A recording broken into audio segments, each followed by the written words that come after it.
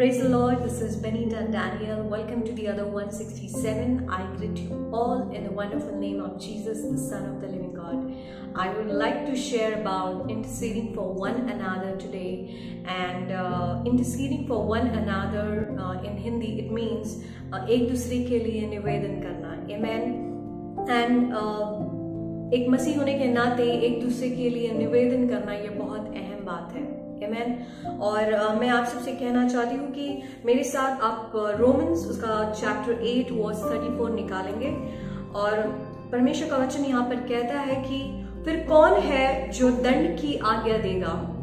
मसीह वह है जो मर गया वरन मुर्दों में से भी जी उठा और परमेश्वर की दाहिनी ओर है और हमारे लिए निवेदन भी करता है. आमीन. और यहाँ पर परमेश्वर का वचन कहता है कि मसीह जो सिंहासन पर परमेश्वर की दाहिनी ओर बैठा हुआ है वो हमारे लिए क्या करता है? वो हमारे लिए निवेदन करता है.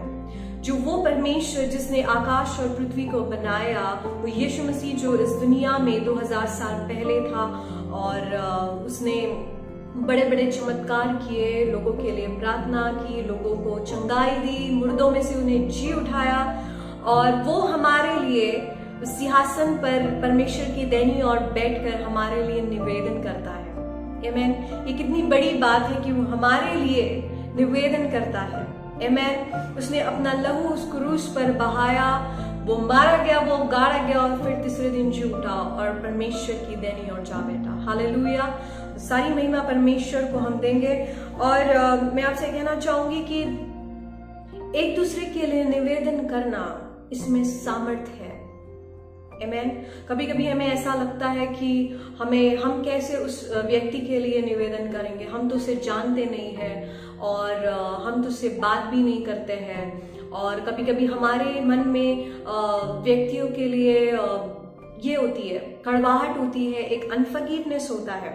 तो हम कहीं ना कहीं हम अपने आप को रोके रखते हैं उस पर्सन को लिए इंटरसीड करने के लिए. आमीन. और हमें ऐसा लगता है कि मैं क्यों उसके लिए निवेदन करूं, मैं क्यों उसके लिए प्रार्थना करूं. परंतु मैं आपसे कहना चाहती हूं कि जब आपको ऐसा लगता है कि मैं उसके लिए क्यों प्रार्थना करूं, तो सबसे पहले आपको वही प्रार्थना करनी है. आमीन.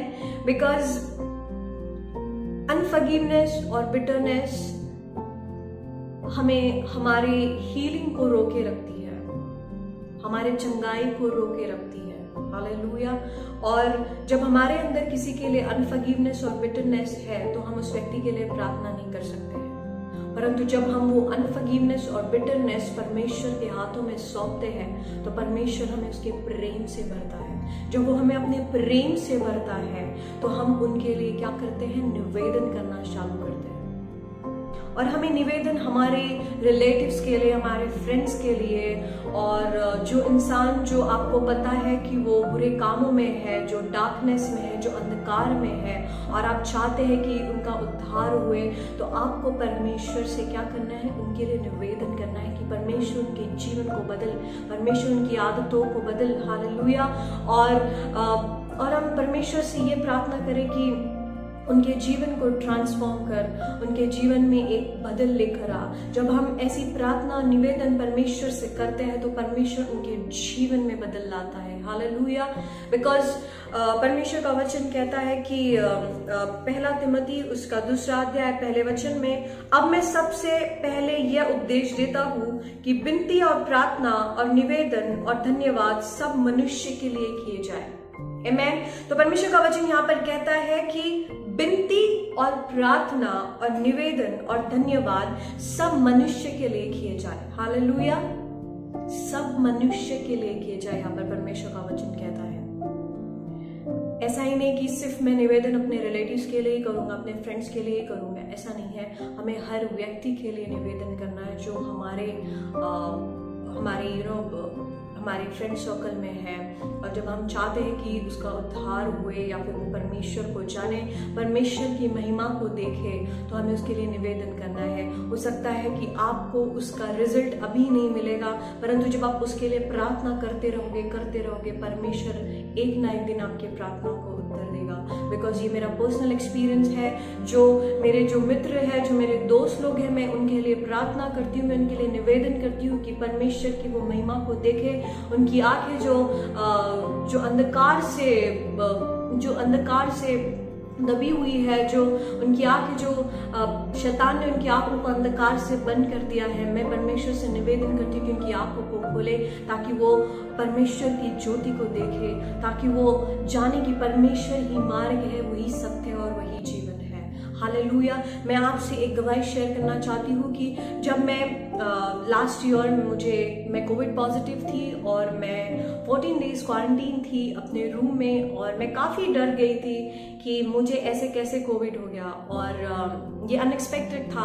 और जब मैं अपने रूम में थी और मैं काफ़ी भय से भरी हुई थी, बिकॉज उस समय कोविड के केसेस इतने बढ़ रहे थे कि काफ़ी वायरल लोड था, और मतलब बहुत लोग इस कोविड के चक्कर में आए और बहुत लोग पॉजिटिव मिले। एंड उस समय पूरे दुनिया की हालत ख़राब थी, ऑक्सीजन की कमी थी, और बहुत से लोगों ने अपने लव्ड वंस को खोया। और जब मैं न्यूज़ को सुनती थी तो मेरा मन काफ़ी भारी हो जाता था, और मैं ऐसे सिचुएशन में थी कि मैं रो पड़ती थी, बिकॉज मुझे ऐसा लगता था कि वो इंसान मेरे करीब है, वो इंसान मेरे परिवार का एक सदस्य है, मुझे ऐसा लगता था। और मैं उन परिवारों के लिए मैं निवेदन करती थी, मैं उनके लिए प्रार्थना करती थी, जो मेरे पहचान के भी नहीं थे, जो मेरे फेसबुक फ्रेंड्स हैं, जो मेरे इंस्टाग्राम फ्रेंड्स हैं, जो व्हाट्सएप पे है, कोई भी लोग जो भी ग्रुप में डालता था कि he found positive and we need to pray for them. So मैं उस इंसान को जानती भी नहीं थी, परंतु मैं उसके लिए प्रार्थना करती थी, बिकॉज परमेश्वर का वचन कहता है कि हमें एक दूसरे के लिए, सब मनुष्य के लिए क्या करना है, निवेदन करना है, और निवेदन करने में बहुत सामर्थ्य है। हालेलुया। और जितने भी दिन मैं क्वारंटीन थी अपने रूम में, मैं हर एक व्यक्ति के लिए निवेदन करती थी, और मैं परमेश्वर से रोती थी, मैं मांगती थी, पर उसके चंगाई के लिए मैं उससे मांगती थी कि परमेश्वर इन्हें चंगाई दे, बिकॉज तेरे कोड़े खाने से हमने चंगाई को पाई है। मैं इस वर्स को डिक्लेयर करती थी उनके लाइफ के ऊपर। और जब मैं कोविड में थी तो लोग मुझसे बात करते थे और उन्हें ऐसा लगता ही नहीं था कि मैं कोविड पॉजिटिव हूँ, बिकॉज मैं उन्हें एनकरेज करती थी, मैं कोविड पॉजिटिव होकर मैं उनको एनकरेज करती थी। सो उन्हें भी काफ़ी अच्छा लगता था। मैं उनके लिए प्रेयर करती थी कॉल्स पे, और परमेश्वर ने मुझे वो एक अपॉर्चुनिटी दी थी कि मैं अपने रूम में बंद हो जाऊँ और लोगों के लिए निवेदन करूँ, बिकॉज काफ़ी सिचुएशन खराब हो चुकी थी हमारे इस दुनिया की। और मेरा heart, my heart was really heavy for these people, and even I pray for these people, and I intercede for our nation, I intercede for my family, for my relatives and my friends, because परमेश्वर का वचन कहता है रोमियोस का 10वां अध्याय पहला वचन, Romans 10:1, हे भाइयों और मेरे मन की अभिलाषा और उनके लिए परमेश्वर से मेरी प्रार्थना है कि वे उद्धार पाए। आमेन, हालेलुया। क्योंकि हमें एक दूसरे के लिए प्रेयर करना है कि वो उद्धार पाए। हालेलुया। बिकॉज परमेश्वर चाहता है कि हम एक दूसरे के लिए निवेदन करें, उनके उद्धार के लिए। हम हमारे नेशन के लिए प्रेयर करें, हम हमारे भाइयों के लिए प्रेयर करें, हम अपने परिवार के लिए प्रेयर करें, हम हमारे मित्रों के लिए प्रार्थना करें और निवेदन करें उनके लिए। आमीन। और मेरा विश्वास है कि जो मैंने आपसे शेयर किया है, आपको ये वचन एनकरेज किया होगा कि निवेदन करना ये बहुत इम्पोर्टेंट है एक मसीह होने के नाते। हालेलुया। और मैं आप सभी को एनकरेज करती हूँ कि एक दूसरों के लिए निवेदन करते रहिए। और बिकॉज जब हम एक दूसरे के लिए निवेदन करते हैं तो परमेश्वर खुश होता है। हालेलुया। बिकॉज वो परमेश्वर जो दया से भरा हुआ है, जो प्यार से भरा हुआ है, वो जब हम एक दूसरे पर दया करते हैं और विद कंपैशन हम जब उसके लिए इंटरसीड करते हैं, तो वो परमेश्वर जो सिंहासन पर बैठा है वो भी हम पर दया करता है। हालेलुया। और उनकी आशीषों को हम पर उंडेलता है। और उसका वचन कहता है कि like his mercies are new every morning. Hallelujah. और वो हर एक हर एक दिन, और वो उसकी दया से हमें क्या करता है, परिपूर्ण करते रहता है। और मैं आप सबसे ये एनकरेज करती हूँ, मैं आप सभी को एनकरेज करती हूँ कि आप निवेदन एक दूसरे के लिए करते रहिए और एक दूसरे को stand in gap for everybody, for your nation, for your relatives and friends. Hallelujah. And I thank God for this. I hope this may help you, and may God bless you all. Have a blessed day ahead. Take care.